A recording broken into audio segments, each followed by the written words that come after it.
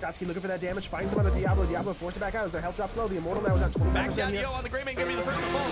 But is it ETC? No, that's Malthael up there. A triple. The line used in the back, catching 3 people on top. That followed up by the APOC and the Lurking Hawk. Catching 2, but this time on is going to be the first one. Wow, did you see that mosh pit? 4-man mosh pit while on a conveyor belt. That was like a regular sushi. There's the lead, catches him in the mud pit. Time trap does pop. Mosh pit goes out. Ruben's still in trouble. Pops to stay a while to listen, but it's not going to matter. Here comes the Bulldogs on the backside, but the duo gets under and then stunned. Oh my goodness! The combo! Getting shrunk down, ETC getting killed. He becomes dog food for the Greymane. I didn't think they had a chance. I thought it was all over. We said all or nothing, and they got absolutely everything.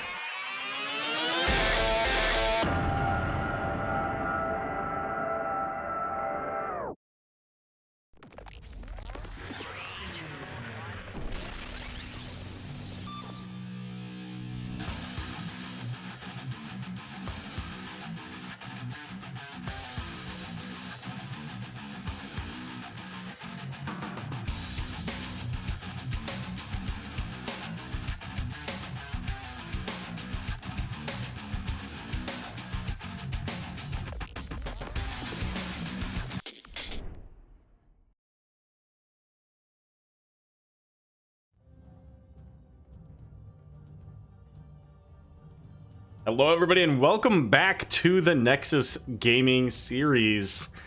It feels like only yesterday that we were finishing up Season 10, Psychic. Yeah, I'd say so, right? It's been not that long. I mean, it has been, but it doesn't feel like it. It's a little bit of both, right? I mean, it feels like it's been a long time. Everybody's been stuck at home, kind of hanging out, doing their own thing, other than, you know, essential workers. And then you had like some holidays in there, some bad weather, but now it's back.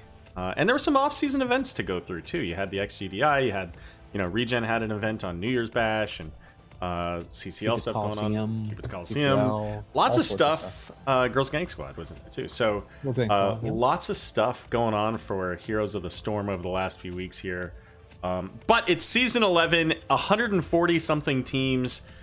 Can't even remember the number of divisions. 14, something like that. Something crazy. Yeah. I couldn't tell you, dude. But tonight we're going to get into C East. House of Chez and Almost Legends Gold. We are familiar with both of these teams, very familiar with the players, so really excited to get this, pick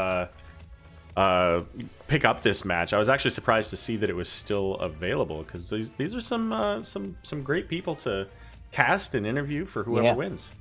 100%. I'm all here for it. All right, well, let's take a quick look at the maps. Our bans here from House of Chez, we had the bans on Braxis Holdout and Dragonshire, while Almost Legends Gold, they banned out Towers of Doom and Alterac Pass. And looks like we're all set up ready for our draft. First map, Bull Sky. You know what? Before we can even really get into Aero, I gotta go do the commemorative first of the season. Hold up. Oh.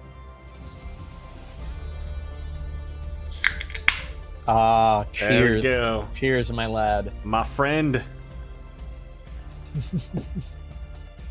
All right. And we're drinking the same thing. First bands. Look at these bands, man. Brightwing, Zul'jin. If you told me these were the bands like 3 months ago or whenever last season was, I'd have said you were crazy. Yeah, these guys are getting hot now. Hot and heavy, and there goes Hogger. Yeah, another hot one. Teaming first pick. Okay, that's a fun one. These guys are ready to go. Yeah, oh, they're all ready to go. They don't want to waste any time. House of Chez pulling out their first pick immediately. Look at this. They're gonna breeze through this draft. Gazlowe Arthas. That's actually a pretty dangerous combo. Tons of CC in there. The slows are going to be so powerful, so impactful for Gazlowe to be able to hit his lasers, to land his TNT, ultimately set up a wombo combo with the Gravo Bomb. And you're on a map that people are going to be in a specific area, so Gazlowe is going to be really helpful here. But you know what counters slows? It's the speed boost. And slows of your own from May. She's going to go ahead and slow down Arthas. It's going to be a big slow fest. That's what we got going on here. That's why they're doing the draft so quickly, because they know that this game is gonna Maybe so be really slow. Just take your time. This isn't the Indy 500, folks. No. This is the Indy 100, and it takes just as long. Oh my goodness. Led XGD says Almost Legends' first competitive game. Definitely in this season, of course. And as this representation of the team, Almost Legends has been both a team and an organization in the past. They took some time off, but this is their first opportunity to get back into it. So we're gonna get a Varian and a Tassadar being taken out as bans here. Okay.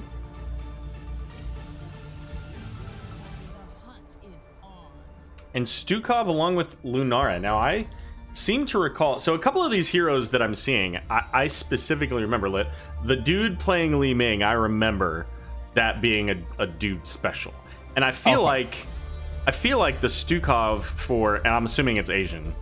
I don't think there's any other way to pronounce that. I feel like that's a Stukov connection as well. Okay. Yeah.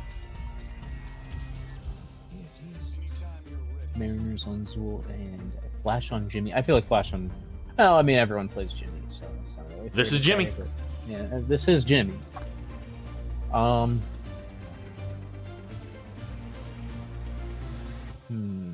Once again, tons of slows coming out from just that whole side. I'm liking this out.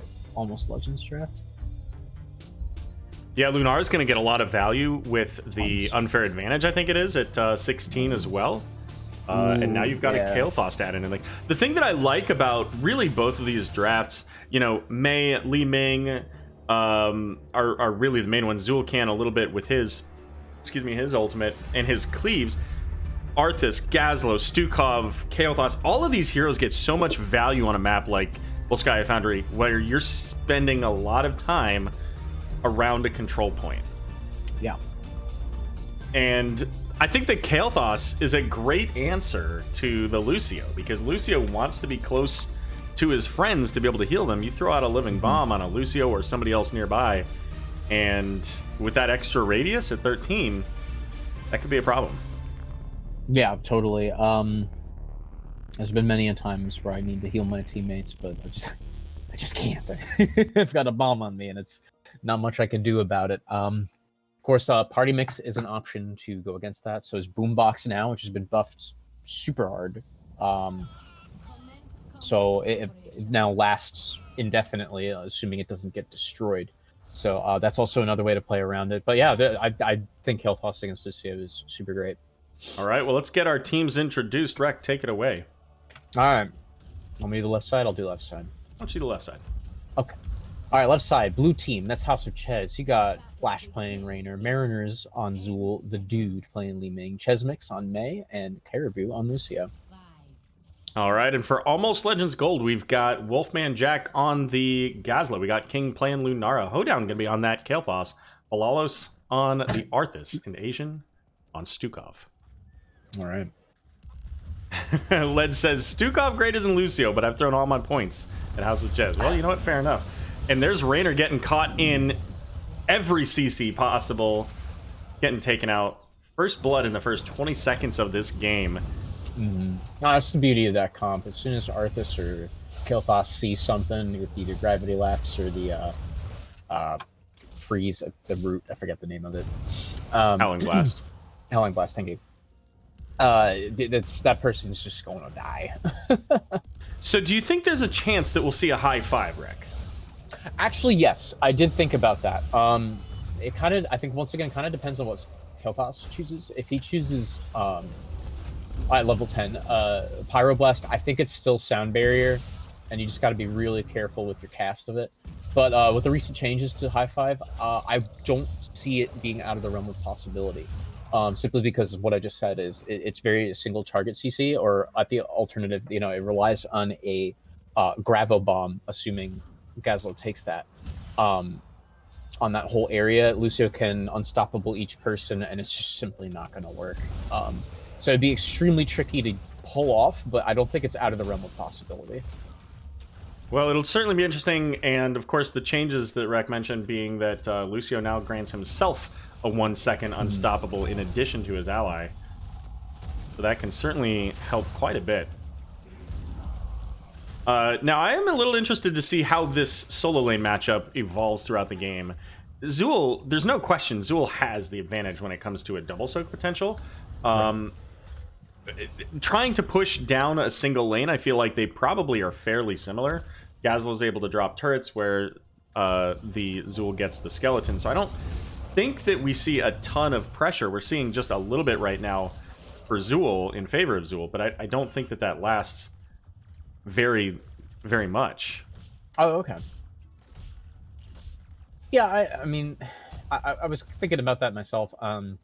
Here it is. Here comes the double soak right now, while the rest of House of Chez does the support camp. Pretty good play. Yeah, I would say that maybe Zool is still has the edge, because he himself can take care of the Gazlo turrets while the skeletons push forward. But I don't know. I'm not an expert on that. Yeah, we'll have to see how it evolves. I think the big value that Zool brings is simply that double soak, and that level 4 Cursed Strikes talent, giving him the cooldown reduction, allows him to rotate even mid and bot fairly efficiently because of that conveyor belt. So we'll have to see if he's able to just keep ahead of Gazlo, then that may give them that additional pressure later in the game. Yeah.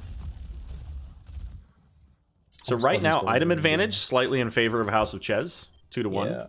Yeah. I see Almost Legends kind of wanted to push up that top lane a little bit, get that pressure going, but and now they can step onto the point. Ooh, good gravity lapse, but barely missed the I think it's Crippling Spores, right? Q. Or is that the that's the W. Q is Nature's something, I think. Toxin? Yeah, I don't remember. Nature's Toxin, yeah.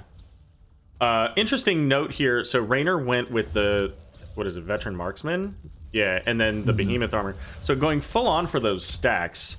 Again, as the game goes later and later, that could be a big problem here. Zool gets in there, has the Curse Strikes, but gets silenced now, has the Living Bomb, going to spread that over to Lucio. A little bit of that problem we discussed in the beginning of the game there. Yep.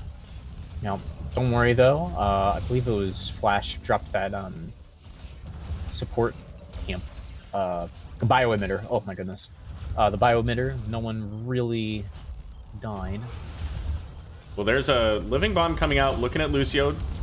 Did get slowed there, and in the silence, Lucio with that reverse amp, trying to keep everybody up. But it looks like this is getting a little dicey here. Hoedown having to pull back. Balalos also pretty low. Has Rune Tap there on the Arthas, but it's Kael'thas who's actually going to get taken down. They're looking for the Arthas. Lucio going in hard, keeping the team going, and Arthas is solo, is going to fall with a big Howling Blast behind, but just not enough. I know it's like hard to really notice sometimes, but like honestly, that simple sound wave backwards was just gorgeous. Like sending 2 or 3 players back into the rest of House of Chez. That's mint. I'd love to see that. Yeah, that Lucio going hard into the team with that push off, giving the slow at 13 potentially could take the stun depending on, you know, just how aggressive Caribou wants to play the Lucio. I think in this situation it's actually fine. It's a way to interrupt Stukov. Like, it's an additional way to interrupt Stukov. It can prevent Arthas from coming in too hard. Yeah, I think that is actually an option. Could also help with, if he's far enough up, could also help with, say, a Pyroblast interrupt. But level 10s are here for House of Chez. Time to see what we get here. All right. It is Sound Barrier. I think that's the safer pick, but I wouldn't have... I really don't think High Five would have been too crazy. Yeah, I think it would have been difficult for the Gravo combo, but I think they have enough other CC in general that it still could have been value, like a Gravity Lapse, Howling Blast follow-up, like you can potentially save something. You can use that with Sound Barrier too, so... And it's a little bit more universal.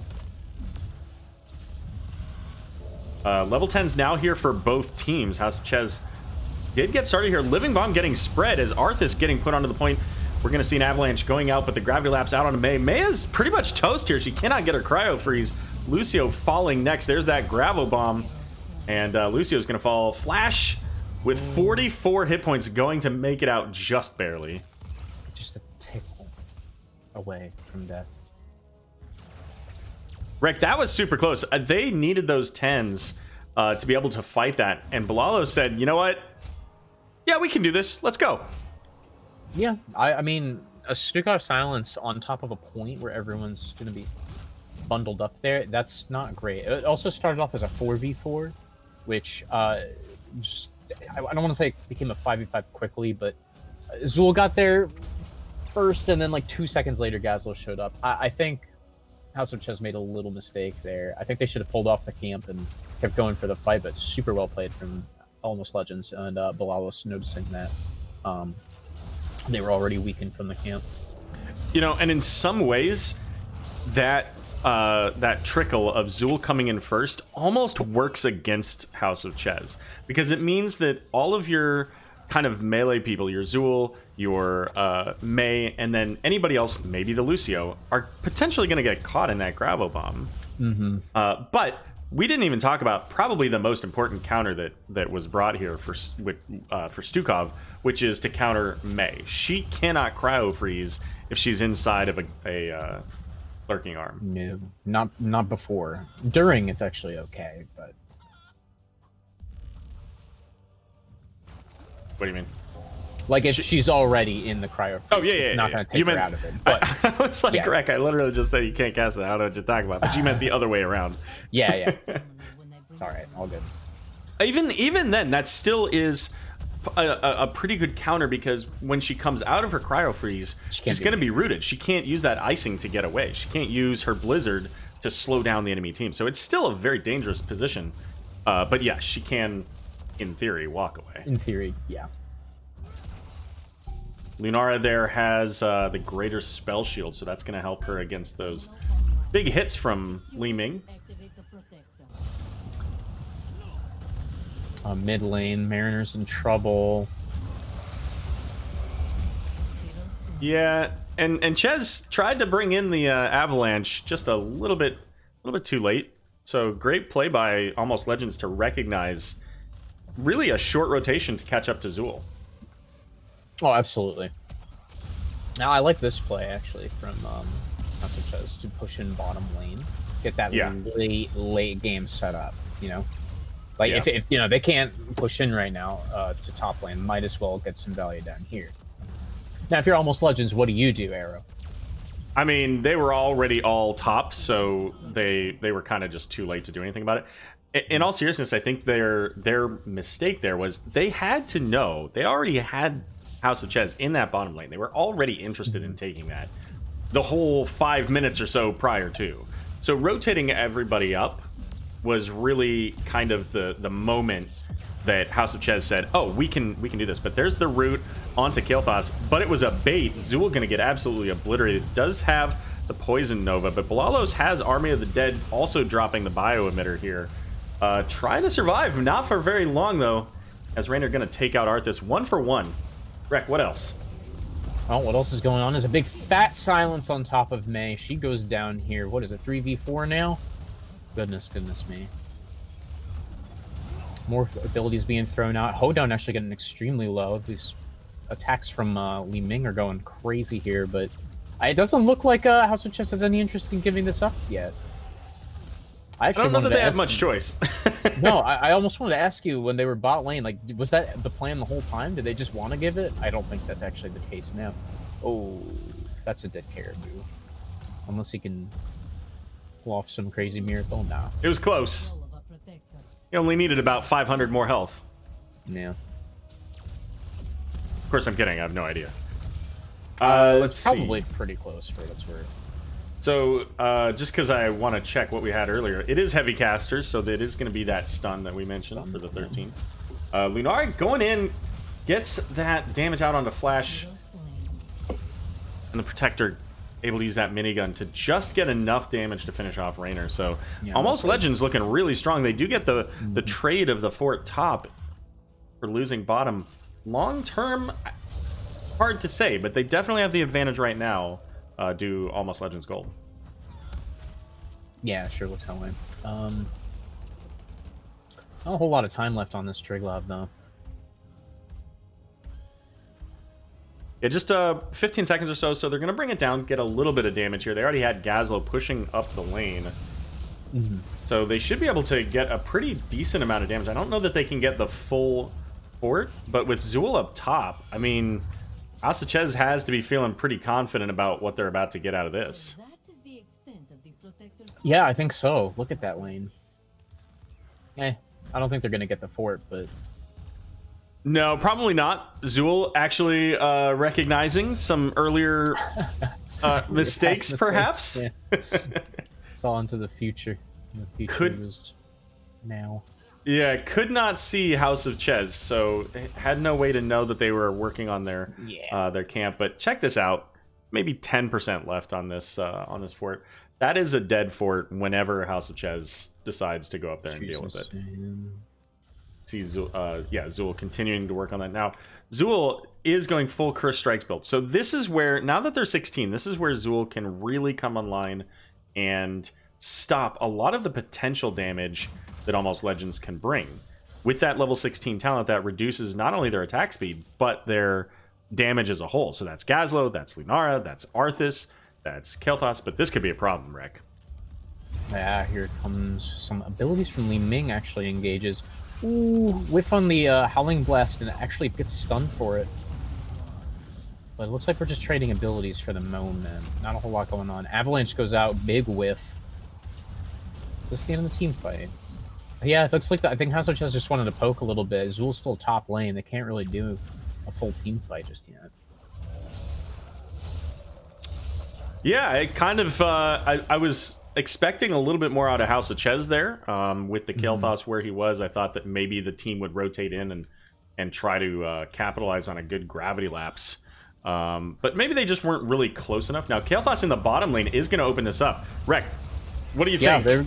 Well, Balalos goes down immediately before I could really even say anything. Big whiff on the, not whiff, but Gravibomb gets very, very little value. However, Chess Mix is super low.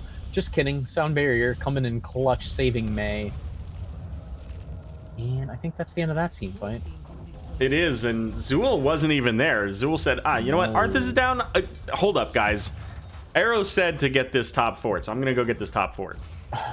Ended up using Poison Nova for it. I'm not sure that that was necessary with the skeletons and everything. I think they could have had it anyways, but with Lunara close, I think Zool just wanted to make sure it was down. Ooh, no! Chesmix delivering the living bomb, I think. No, I think that was just maybe Flash passive damage. I don't know. No, there was definitely a spread, but I don't know if it was I don't think it was Chesmix. I was watching. All right, well, the icing went into the team. Yeah. I got worried too, don't worry. And then there was living bomb spread. I know that much. Yeah. Now, the other thing that House of Chez has to be extra careful about now is at level 16, Kael'thas has Ignite. And of course, with the living bombs and everything. Pretty juicy for him. I like it. I like it. Every time he throws out a Q, he doesn't even have to use his living bomb ability. That can just go sit in a corner somewhere. Yeah, I'm curious. Just out of curiosity. 39. That's pretty good. Yeah, that's not bad at all.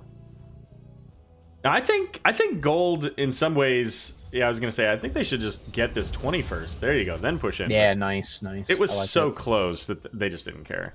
Now I expect Kale to go into flamethrower here, and if he does, yeah, there it is. So that's extra range and cooldown reduction on those Qs on that flame strike. So that means even more ignites. I kind of want Almost Legends to push up a little bit. Oh, here it is. Yeah. Oh, but wait a minute. Level 20s. It's a 20v20 fight. Here comes a fatty stun. No, just kidding. Chesmix getting a nice avalanche onto 2 players in the back line. A huge Poison Nova coming from Zool. But wait a second. Look at all of this CC coming out from Almost Legends. They're not done just yet. They find themselves Flash. And oh my god, there's like 2 separate team fights going on. Downside, King goes down. Mei absolutely harassing here, and Arthas dies next to. Oh no. Oh, Chesmix is toast. There's nothing. There's no cryo freeze left. Nope. So we're not even going to follow that. Okay, oh, you know what? Flash is that freeze. The level 30? It is, or 30, freeze. 20. Yeah. Flash freeze saves her. Oh my goodness. And there goes your boy Ho down. Oh dear. Wolfman Jack, the last goblin standing versus May and Lucio. Now, with that level 20, thrown out the additional TNT. I was gonna say, he's doing kind of okay. He's doing alright for himself. Yeah, it turns out like Gazlo actually has decent self-sustain. He has a level 4 talent, so every time he drops a turret, he gets a small shield, as we see there. Now, this could be a challenge if he gets stunned. Oh, there you go. Gravel Bump coming out just to make sure he can get away. So I like it. I like it. I'm glad he got out. I mean, that would have been absolutely like devastating, terrible for them if they had lost Gazlo. Yeah, no, he knew staggered exactly that hard. Gazlo knows what he's doing. Get gazed. Well, and Black Hole's not Black Hole. Is it Black Hole? Gravel Bomb. Yeah, I knew that. The Black Hole's the 20. Ooh, game slow. That was awesome. Anyways, Gravel Bomb is a relatively short cooldown. It's only 60 seconds. Blue team has taken control of a protector. It's going to be back by the time, certainly by the time the keep's down. I didn't lose you, did I? No, I'm here. Oh, okay, good. Just making sure. King is the man. Yeah, this King on Lunar is feeling out tons of damage this game. I'm liking it. Oh, speaking of tons of damage, look at all of that on top of Mariners. He's actually going to get sound barriered and step inside that bio-emitter. He's going to be fine. Here come more CCs from your boy Wolfman Jack, doing his absolute best here. Arthas finished his quest finally. Stuns everywhere. Look at this. Are they not even going to lose the keep? No, I don't think they are. Holy cow. Now, Rek, he doesn't have Amp It Up, so... But it doesn't matter. Almost Legends is too far back to capitalize on the Protector falling. I was actually curious. I haven't tested it too much myself, but they just... I think it's technically a buff. Lucio's other level 16 that... I forget the name of... Turn it up to 11? I think it's just up to 11. It now doubles the length of Amp It Up. The duration? Or the duration increased a second? Oh, hold on. Like I said, I haven't really been messing around with it too much. Oh, here comes a team fight. Meeting in the middle, just saying hello. That's all we got going on. Nothing too crazy. I like these turrets against Li Ming. They're coming in pretty nice. Yeah. Li Ming has to deal with a lot of ads. Look at that Army of the Dead and all those turrets. Yeah, exactly. I was just going to say that. And it's...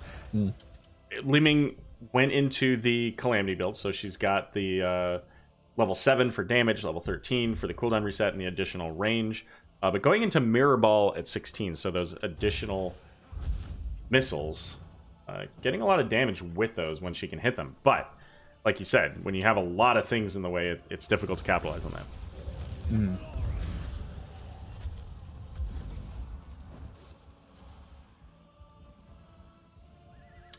Looks like right now, this is kind of the curse of Volskaya.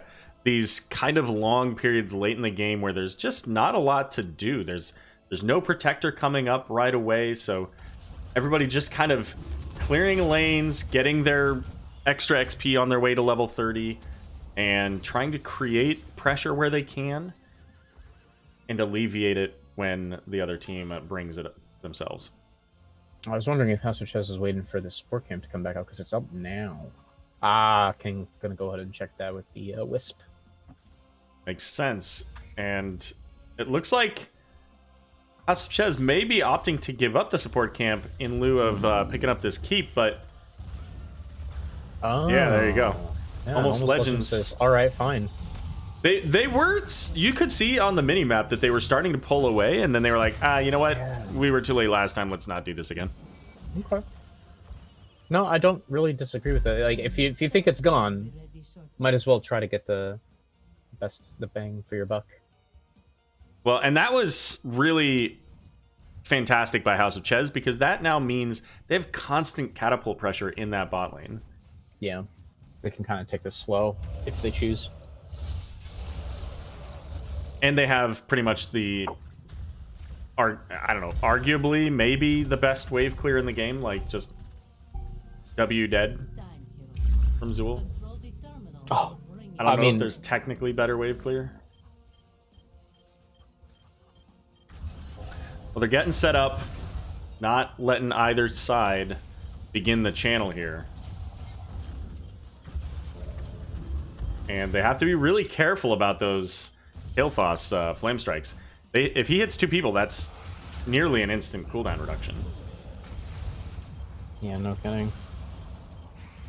And the turrets in some ways actually kind of work against them. Oh, but Li Ming getting caught. She's going to be brought to half health with just that one gravity lapse flame strike combo there. Yeah, but here comes the Hyperion, dishing out the damage. Almost Legend's just going to back outside now. And look at that, they find themselves Jimmy. Oh, the king goes down as well, and Li Ming is about to get her resets. Ay, here she comes. Oh, wait, big Aero bomb. Garen hit 3 people, but there was no real follow-up for it afterward. Oh, House of Chess looks like they're going to pull away with this. Get a nice stun on a hoedown. Can he maybe pull off a Pyroblast just last second? Yeah, actually. Oh, man. That's... This is favorable for Stukov, yeah. I was going to say, he can actually win this. Oh, no. Maybe. I mean, May can do quite a bit, and she had the turret. Turrets. No, that's not going to happen. All right, so Chesmick's going to play a single-player game for a bit while everyone gets their coffee. Rek, this might be a game. They've got 3 catapults in the bot lane here. Maybe. May's going to be able to bring up a protector. She even... What are you doing, May? What are you doing, May? Oh, you hit the wrong button. Don't worry. I hit the wrong button. Catapults have the shield down. The protector making its very slow trek across the bot lane here. But there are going to be some heroes up in a moment here. Lunara's up. But this core is already under 50%. I don't know, even without the gunner, I don't know that there's anything that Almost Legends can do about this. Let's see. Lunara's shredding it a bit, but I think it's too late. Yeah, it's too late. Wow. That's going to be it. House of Chez pulling away with the victory. And you know what, Rek? Oh, you know what? I still have Lulu on the screen here. I was going to say, I'm Lulu now. There you go. I noticed that like 10 minutes ago. Let me fix that real quick, Rek. Hold up. Sure. Hold up. There you go. I don't remember why I didn't check that. Stats. Oh, I don't have that screen on here. I need to fix that at some point. All right, well, 13-14 on the kills. This was a very back and forth game. But anyways, the point that I was going to say before I mentioned that Lulu was on the screen was that taking out that bottom keep is what won them that game. Yeah, like there's no question, because if that keep is still up, May can't do a ton of damage in the protector without an assistant, without a gunner, and there you go.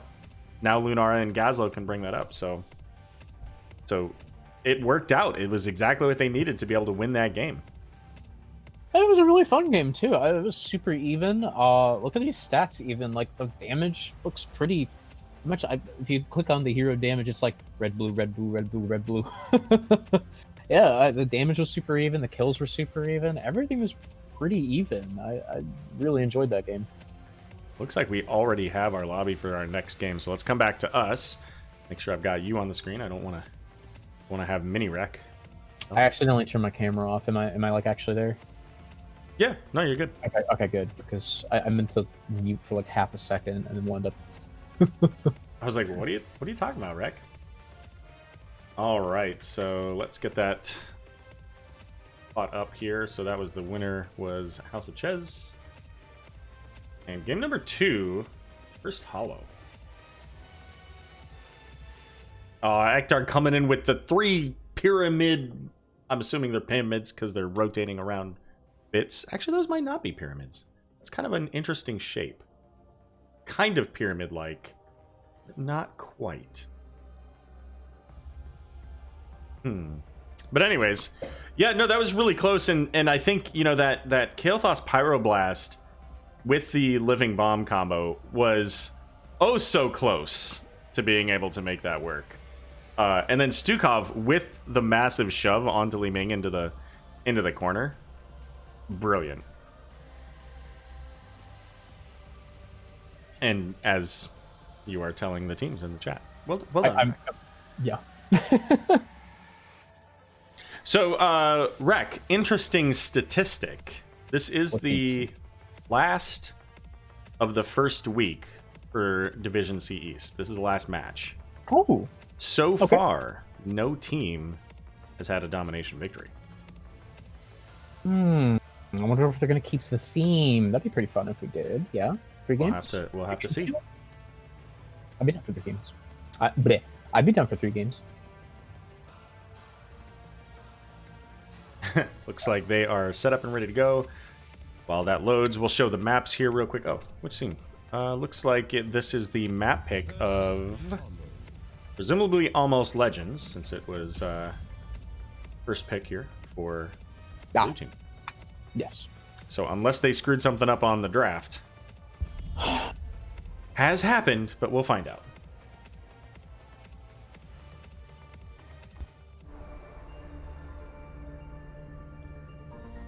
All right, let me finish writing down the teams from, not the teams, but the actual characters from last round. So the one thing, I don't know if this is the case, but the one thing that I saw that might have been an oops, and it's so easy to do, is that I noticed on Arthas, Arthas took at level 4 that the slow quest on his Frozen Tempest. And they finished. If I remember, he finished it on the Triglav fight bot lane. It was late. I mean, they were like level 20, but that's not actually the reason why I bring that up. The reason I bring that up is because he also took Rune Tap, and so usually you take the other level 4 Frozen Tempest talent. I don't remember the names of them, but the one that gives you anytime you auto attack, you get additional haste, and it's like 60% haste. So your auto attacks are non-stop. So I wonder if that was the intent, to take that auto attack speed buff. I don't know. It's hard to say. Don't know. The Arthas is my least played tank, so I'm not even gonna weigh in on that one. Oh, Mephisto, man! I know someone on House of Chez who likes that one. Doesn't matter though. It's Li Ming again.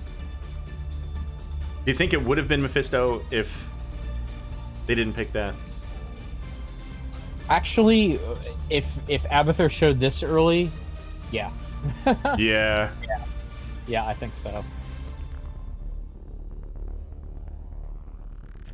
Oh, I'm ready for an Abathur game. Oh boy.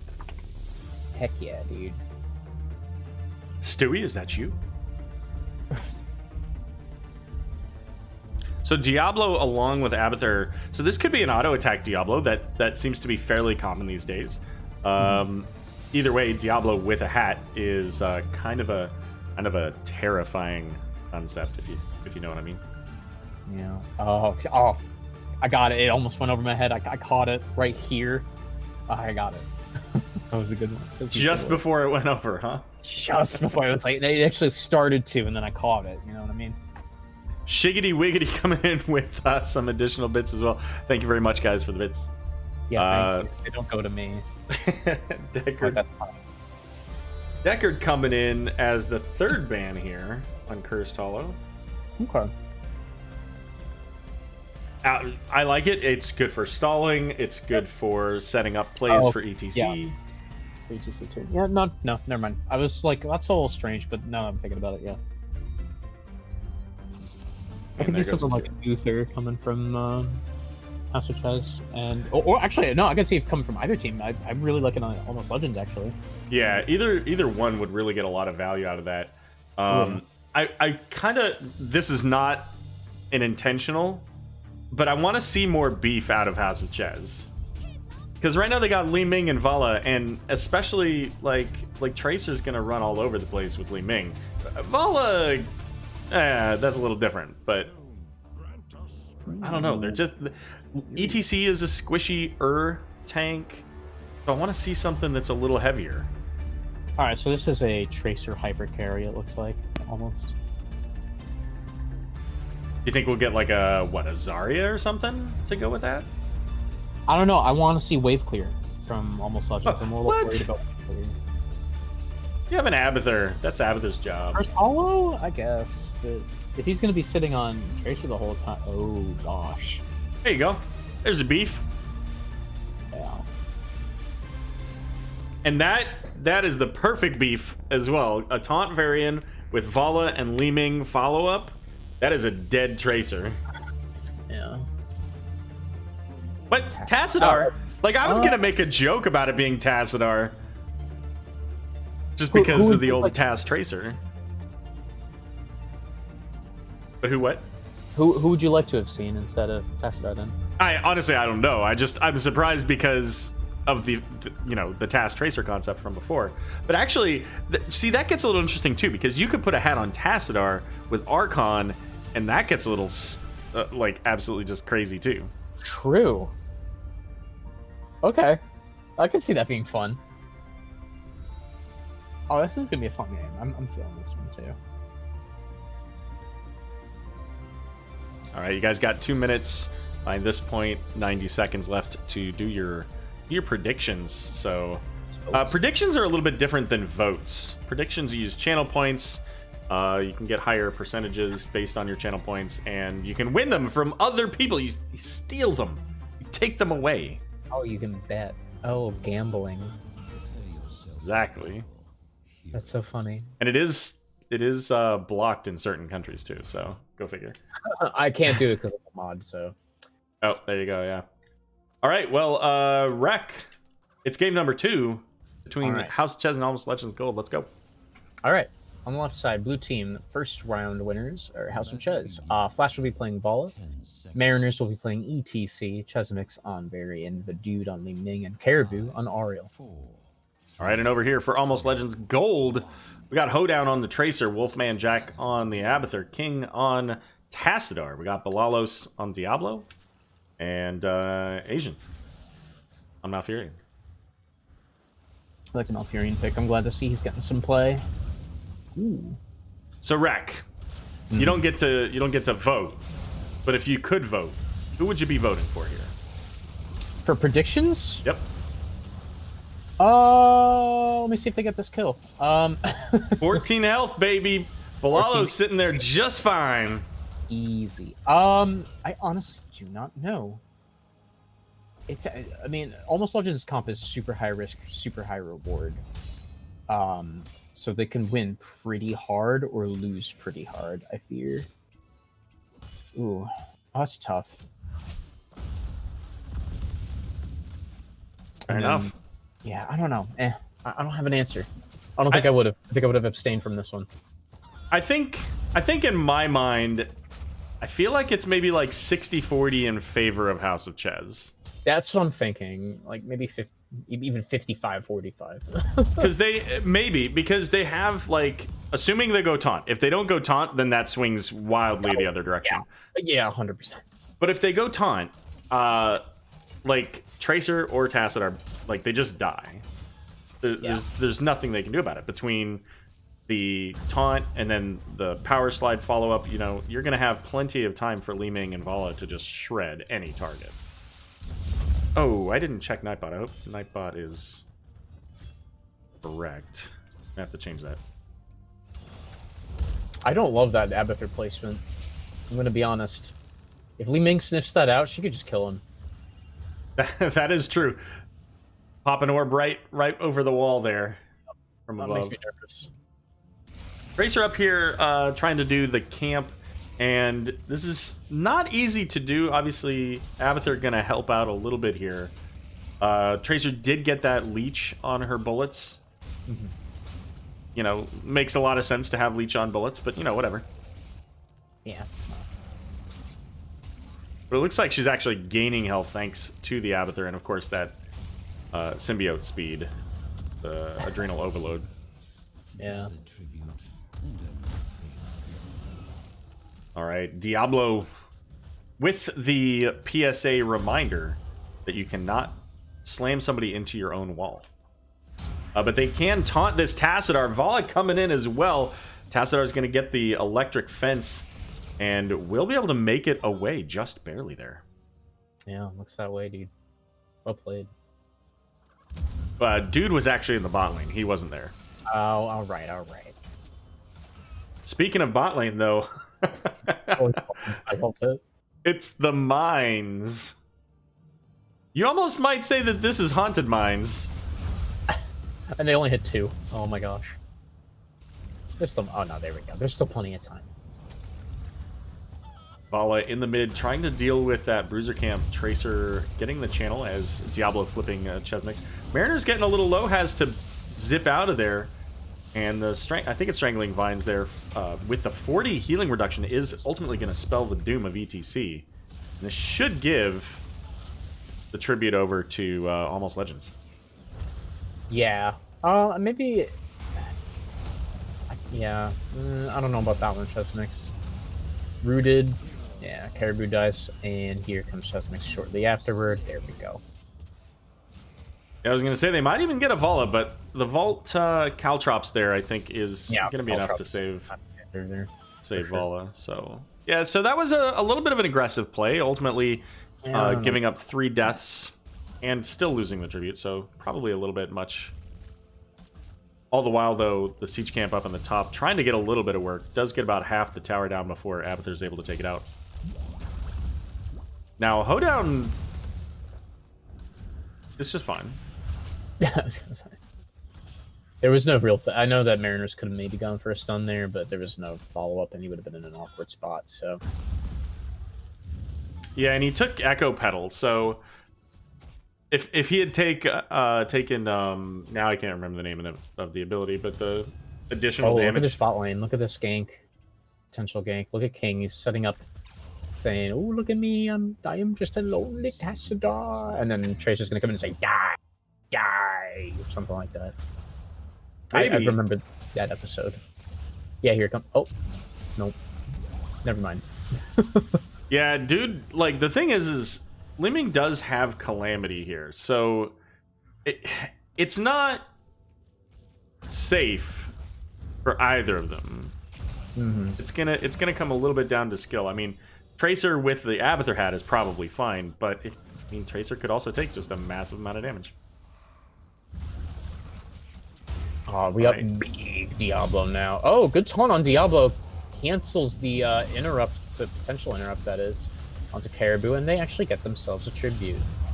Hoedown is gonna... Oh, just kidding. I thought Hoedown maybe had that, but no, actually dies. And King's in on a really awkward spot here. Gets taunted. Goodbye, Tassadar. And that now balances them out almost evenly in the XP. Abathur is certainly getting a little bit ahead. But that's exactly what House of Chez needed. That taunt was absolutely clutch. Keeping the Diablo from being able to interrupt gives them that 1-1, which is what they needed. I mean, they already lost the first one. They can't go into level 10s 2-0 on the scoreboard for House of Chez. No. Not into an Abathur comp. Negatory. And level 10s are here, and that's going to give Almost Legends Gold their boss. Now, I was kind of highlighting here the House of Chez boss because I thought, timing-wise, they probably should have been looking at theirs. I think they should have. That's not the direction they're going, and they're going to have to deal with that boss here soon. Never mind, they're gonna do it anyways, with no damage.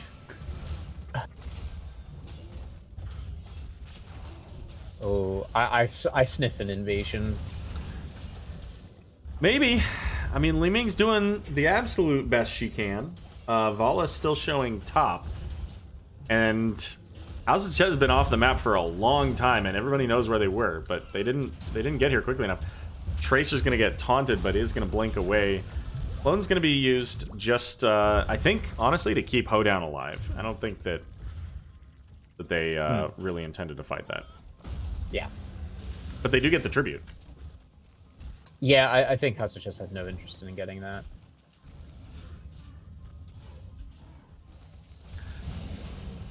Top boss brought down pretty low. ETC is going to get flipped over the wall, but he's going to power slide along the wall. Just, you know what? That's the kind of play that I feel absolutely terrible about as Diablo. Well, and Tracer going in gets that bomb out onto the dude, so he's going to have to pull back and head up. We just had a tribute here, Rek. What's this? What is this? Yeah, I don't know. RNG, what are you doing?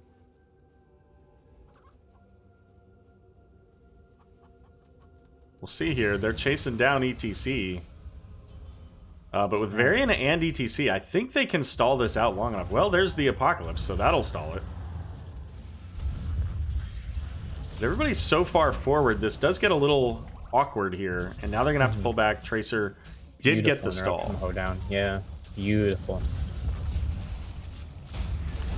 That's exactly what they're looking for out onto the Tassadar, though. But Black Hole did come out with a bit of a disengage. We're going to see the Crystal Aegis. Here comes a beautiful mosh pit. Ends up taking out the Tracer. Diablo getting very low here. Varian trying to get him. Has the protect with the shield wall, but Clone coming out, so they're going to clean that up. Get themselves a second tribute now. So 2 and 2 on the tribute count, but getting the 2 kills, absolutely high value for House of Chez. I think the dude got out with 12 HP? 10 HP? Something like that. As long as it's greater than 0. Well, exactly. If it's not 0, it's fine.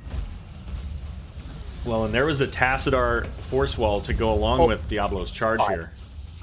Yeah, this is a gotta get out of dodge moment for House of Chez. I'm not sure they can make it either. No, I don't think so. Well, you're all in now. You might as well go for it. Yeah. Nicely played. Yeah, and they're gonna lose this tribute almost certainly. But they are just about level 13s here, so at least they get that. They're gonna have to find a way to defend against this, and I think picking up the siege camp is gonna be pretty helpful to defending the tribute. But the dude is not long for this world. I think the dude is dead, yeah. And for what? A little bit of damage? A little bit of damage in 13, but now bot lane is wide open for Almost Legends. They've got a bruiser camp in mid lane that looks like we're going to get some pressure with. And then Tassadar finishing up top lane.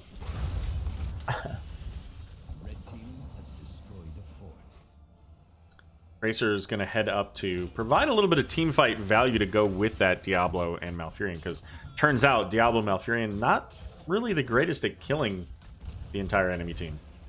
No, not really. Ooh.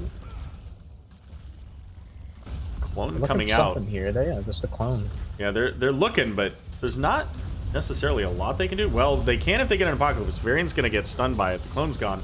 Black Hole will go out onto ETC and Li Ming, but no deaths. No deaths, but tons of R's coming out from Almost Legends. Yeah, but take a look at these lanes, Rek. There are so many minions pressuring into these keeps. A lot of damage already up here in the top. The wall gone completely. Tower damage onto both of these. Bot lane is going to get a pretty significant amount of damage as well.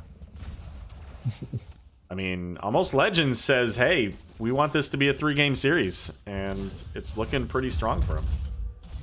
Yeah. Now, the thing that they have to be careful about is, like, and this is what concerns me if they're trying to head into that camp. They have to be careful about getting too, like, overly confident about this. If they've got a ton of structure damage, but they're not really that far ahead as far as the overall, like, talents and XP really in this game. No, and towers too, right? Like, they're missing 2, and I think Almost Legends has everything still. Right, and not only that, House of Chez does still have 2 tributes. Whoa. Look at this. This is a brave play. Yes. And the mine scouted it out, so they know that they're there. Taunt going out on a Malfurion as Varian trying to stall as much as possible. Oh, man. Oh, my goodness! I was about to say, here comes an APOC, but no! Here comes a mosh pit that actually lets them steal the camp. It's a beautiful mosh pit. I think Varian dies here, though. Chesmix is going super low. Yeah, Hoedown and Tassadar finishing him off. But, you know, Balalos and now Hoedown goes down. Getting that reset on the kill to Diablo allowed them to get that extra kill out onto the Tracer. So, untouchable stacks, they're gone. And now the boss pressing up in the top lane. You got Tassadar, not super great kill for the boss, but does do some. But we're kind of lollygagging on our way down to the bottom boss here. Meanwhile, they've got Siege Camp and a Catapult pressuring. So, but Tribute now coming up. Tracer, I don't know that she can make it here. What do you think, Rek? How strong could this push potentially be? I think she can. She can. She can make it. This will be a 5v5 for sure. Although, no APOC, no Twilight Dream, and no Mosh Pit. But Encore is going to make that probably not true. All right. Why don't you call this one? All right, sure. Right now, we're just kind of poking each other. Poke, poke, poke. Taunt onto Wolfman Jack. Doesn't really do anything. There's a black hole out there. And here comes the ults. What do we got going on? The clone actually dies first, and then Bilal's, followed by Flash right after. And beautifully timed bomb from Hoedown, but it's not quite enough to save himself. 3v2. Both the two are full HP, but... And they have an Abathur. And they have an Abathur, so it's actually 3v2.5. Nah, it doesn't matter. Well, you know what, I kind of... And that was quite favorable for House of Chez. The boss getting that fort down and now pressuring into keep with the curse active. So it's not taking any damage. They have to put all the damage into this boss. It's not going to take out the keep, but it'll get some damage on it. And that being said, like, in Almost Legends can kind of breathe a bit because they got half of a team wiped more or less, right? So if you're gonna lose a trib, now's the time. True, yeah, it's definitely much better when to defend against a team that only has half of their members available. Yeah. Oh, this is. There we go. I was like, Hoedown's getting some free value here. Abathur trying to keep that last hit from going in onto that top tower, but couldn't quite get it. The catapult getting the one last shot. Abathur did not take Mule, by the way, so any structure damage is permanent. It's permanent, yeah. And interesting to see if House of Chez scouts this out and goes in after them. Does look like they were thinking about it, but the Bruiser Camp picked up just in time, so they said, you know what, we're fine. We'll go ahead and leave out of this.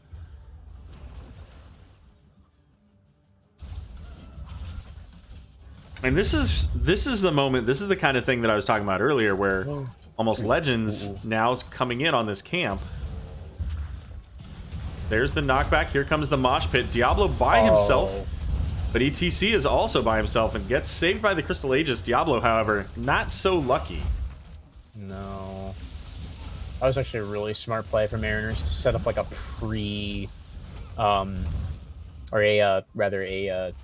mosh pit in the back line and just let Diablo do his thing, because now Diablo's in all by himself. I really like that. Really well played from ETC. And so that's the exact play that I said earlier that Almost Legends should avoid, right? They're ahead in the game overall. They need to not take a fight just because they're feeling strong. And that's kind of what happened there. Oh, no. Ooh. Now, this could be dangerous. Tracer's getting pretty low here. Keep in mind, Varian's got Mortal Strike too, so even though Hoedown has the Leeching Rounds, has the Abathur Hat, and has Malfurion, it's at 40% less effectiveness. Yeah. I don't think anybody really cares about this tribute at all, Rek. No, I would be honestly shocked if they pull off right now. I mean, the camp's dying, so there is that, but yeah, okay. You now have a top boss available, and House of Chez, like, they have to be mindful of that, and that's exactly what Almost Legends is looking at. They're going to clear this lane, and they can go right to this boss. See, if HGC, yeah, totally. If ETC had Stage Dive, I think this would be a really great move. Yeah. They're going to let them have the boss, looks like, I think that's what you got to do in this scenario. It's already too late. Yeah, level 20s are here. ETC does pick up the tribute. Still 27 seconds until the boss on the side of House of Chez. So, I mean, they kind of just have to clear this top lane.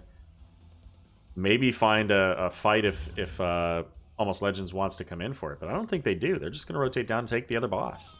Yeah, I think it's just a distraction, exactly. That said, I think that House of Chez has the faster fight on this boss on the burn, so Yeah. they might actually be able to make it down to the bot lane before Almost Legends is done. Maybe. I don't know it's the right idea. It is Torbus from ETC, so he has to be a little bit careful with how he's going to position those mosh pits. They're not even going. They're just going to go ahead and pick up the camp and then defend it. That tribute doesn't mean anything, so they can defend this boss, and they have to defend this boss. This keep is already at half health, so they have to be right on it. Basically.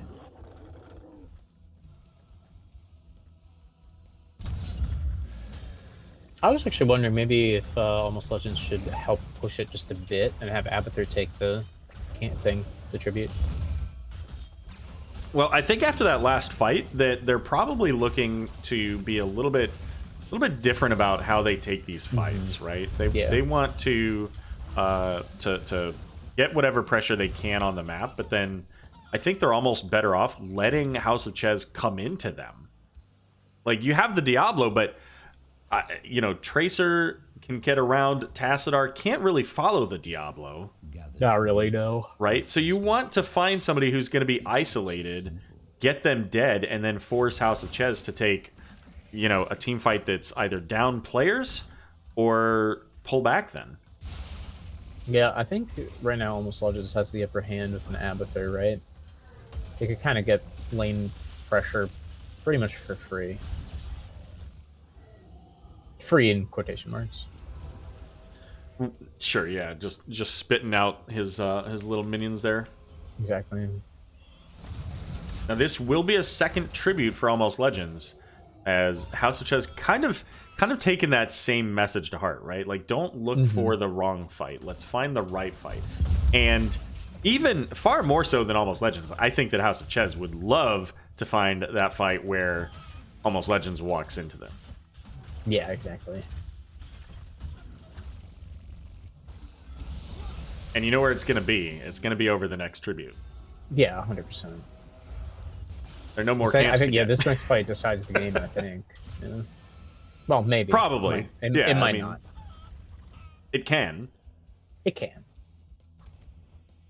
A lot of damage coming in on these walls, as you mentioned, with Abathur helping to create pressure. The top keep wall fully down now.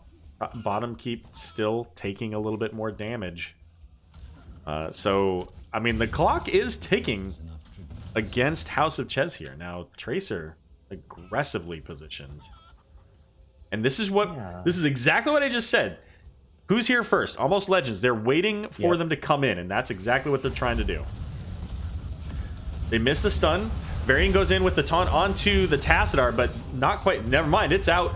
We've got Malfurion with the Twilight Dream. Crystal Aegis coming out is onto the Vala, as Diablo clone in the backline trying to do what he can, but the Shield of Hope coming in, and Solo Mosh out on... Oh, and the Wave of Force knocking Diablo in! That's a double kill with the APOC coming in afterwards.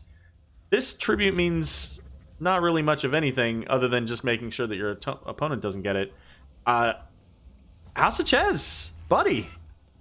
Did they do it? I think they did it. I'm not 100% sure yet. Was that a demoralizing shout? I think that was a demoralizing shout. I think this Tracer's feeling bad about herself right now. Not the player, the Tracer herself. Right, yeah. The actual character. Yeah, 40% less damage. That coupled with that Banner of Ironforge giving 20 armor is huge. Now, that being said, as we can see, Vala's not here. Vala is a lot of the pressure to be able to take this keep down, so this is taking a little bit longer. Tassadar is back up. We've got Malfurion and Diablo coming up, so it's not game yet. No. Not game yet. No. But there is a tribute coming up. And this could be the end, one way or the other. I think this is the one that decides the game, yeah. Because really, both teams have a walk to core path now, right? And it's both in the bottom lane. Oh, that's kind of an early clone. Maybe it is, maybe it isn't. All got flipped there by the clone, but Wolfman Jack coming down pretty low. I think Vala taking a lot of damage, does have the pulse bomb, but the dude is getting the channel out. Maybe not. Now is throwing out some damage out onto Balalos as Diablo charging over the wall here is going to flip, but Mosh Pit coming in. Apocalypse coming out as well. No deaths just yet, and as I say that, Tracer falling here. Balalos in a tight spot, but a black hole going to come out and hit onto 2, saving the Diablo, and has the Abathur hat, but Vala just going to town on the Malfurion as Catapult starting him out on the core. Tassadar falling now. Diablo, the only one left, and not for long. Oh my gods. All of them. Oh, wow. Reservoir of Hope. Kind of saving ETC at the end there. I don't think that would have made too much of a difference if they died, but like, wow, that team fight was kind of, there were two different ones going on. Tracer was actually doing a 2v1 and was doing pretty well for herself, but until, you know, it wasn't. Well, and Rec, it looks like Division C East has its first domination victory of the season. Yeah. Ooh, glad I could witness it.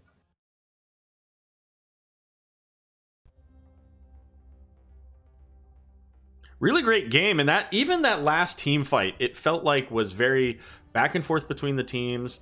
It was really strong. We saw that, like you said, the health bars going up high very quickly. We had a great Crystal Aegis coming out there, and it looked like right up until the point that they took out the Tracer, that fight could have gone either way. Yeah, for sure. Let's see. All right, so let's go to the NGS lobby for our interview. Okay. All right, let's do it. All right, if lobby 5 is open, let's go.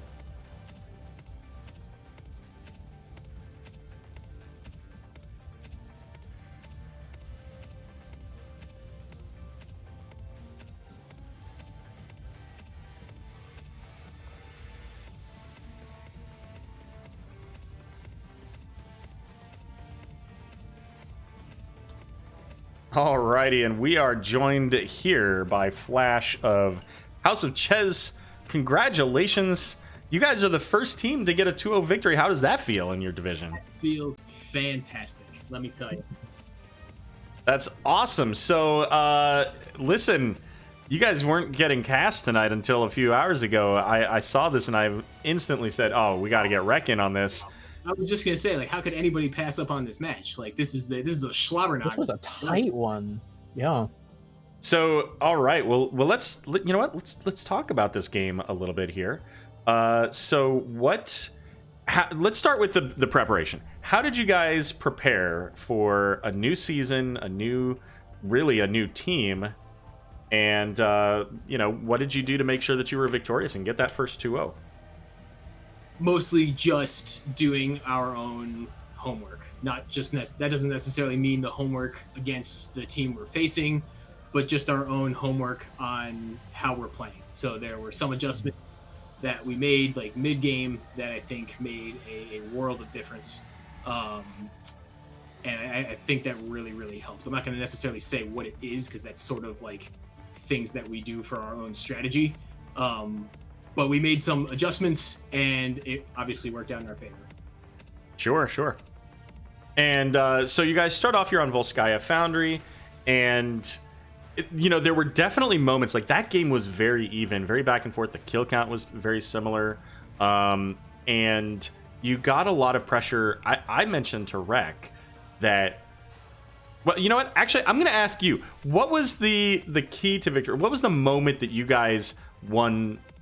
Game number 1. What was it that you felt like allowed you to win that game? It was very similar to a game we had last season where it was about waiting for them to whiff their like Arthas, Root, Stukov, Silence, KT blow-up combo, because that gives us 8 to 10 seconds to actually make a move and go in. So there were a couple times their combo was like off sync, which sort of gave us the okay to get some damage on them and make the play. Sure, and you guys were really strong. You had that Zool, which allowed you to keep putting pressure in really all of the lanes at different times, which ultimately led to you picking up that bottom heap over that last fight. Was there anything in that game where you were like, you felt like maybe you were having to push forward because maybe there was a clock, or maybe the opposite, that you were starting to get impatient or anything like that? Have you ever, and I feel like I've said this in an interview before, and it might have been with you, have you ever like felt like you're not gonna lose, you might be behind, but you definitely don't feel like you're gonna lose this game? Like that's what it felt like. Like we were behind a little bit. I think they got 21st in that game, so we had to give up something for it. And it just sort of felt like even though we gave up like the right things, we were definitely still in that game, and we were in it to win. Sure. Rec, any questions about game one? Yeah, actually. So when the second point started, or just before, actually, you guys were actually in the bottom lane. I'm wondering, just out of sheer curiosity, were you guys intending to give it the whole time and just push bottom, or that was a spur of the moment call, because I think we just were not set up to get the objective first. We knew they showed on the map that they were already up there. We were just sort of there, so we're like, screw it, let's just take it, and at least give ourselves some value out of the fact that they're up top before us. Yeah, and I think that certainly makes sense. They seems to be a little confused by that even, and like started pulling off and then going back. And yeah, I actually super agree with your play there. That's all my questions for game one. I do want to ask, right at level 10, you had your 10s first. They got theirs just a moment later. You guys were on the heal camp. It didn't go well. So was there any at that point, because those are the kind of moments where it's always interesting to see, like, how does the team perform after that? And you just said, hey, we don't feel like we're losing this game, yada yada.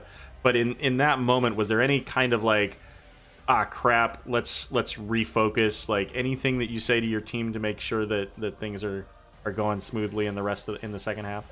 We were even saying over comms, like we lost that fight, and that actually sort of helped us, because we're saying to ourselves, they have very good point control and we don't, so let's not do that again. And that fight, even though it was like just a level 10, ended up being like small potatoes, because obviously that doesn't have like a major impact or the same impact that it would at level 20.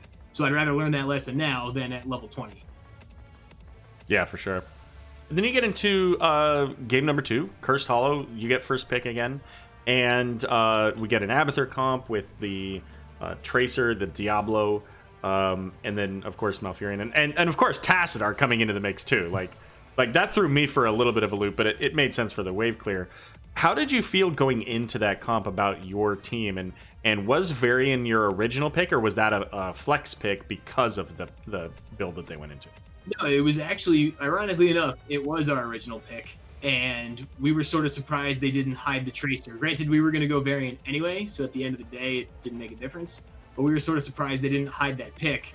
So we're like, okay, we're ready for this, no matter what they try to do. Sure. And as we got later in that game, it's kind of funny you mentioned that, hey, we're still in this game.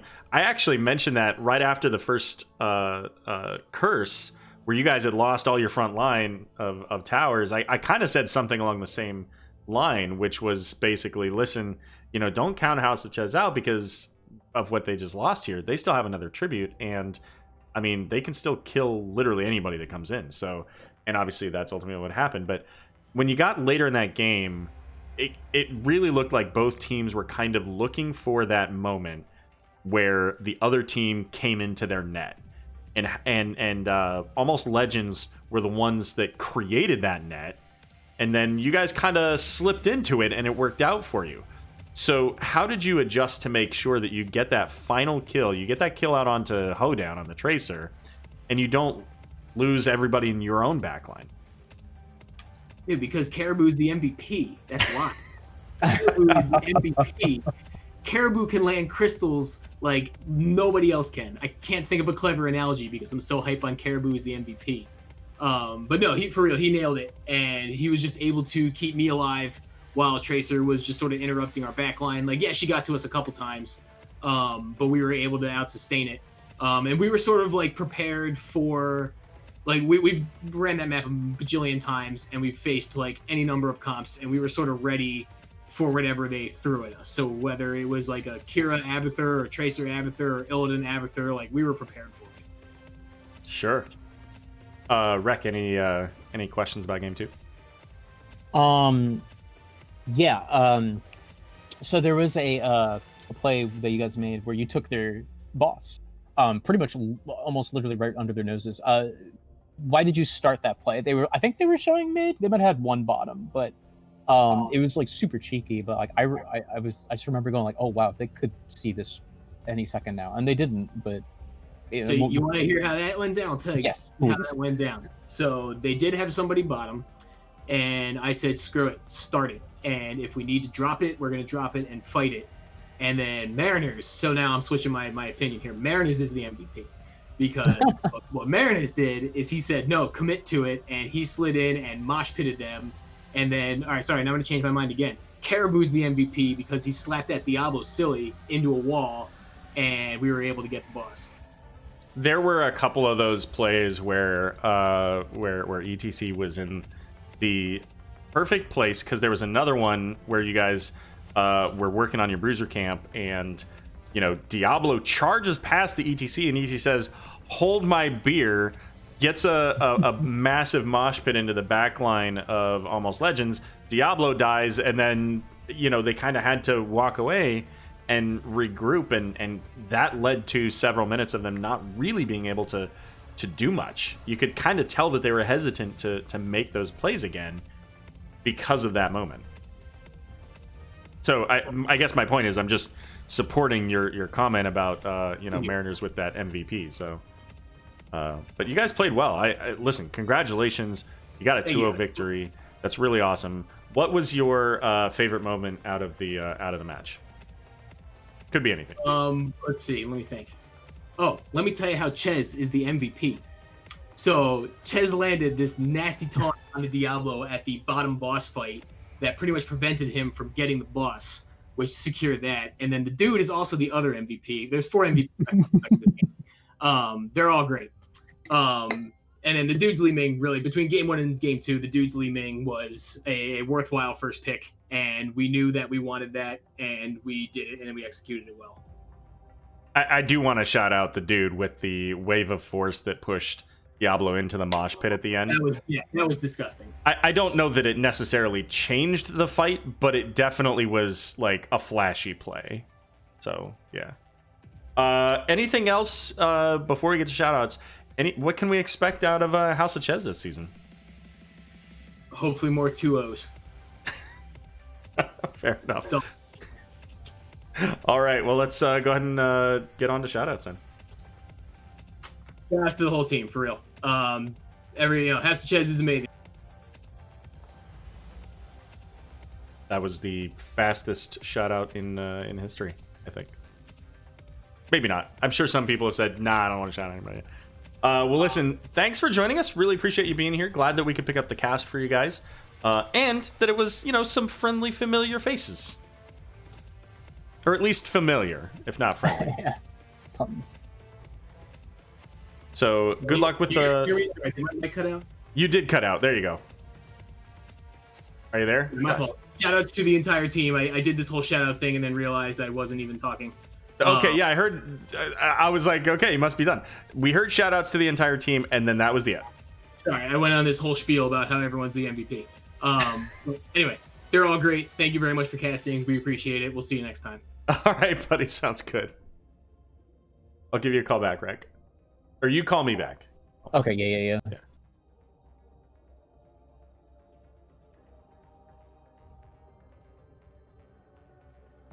Oh, there he is.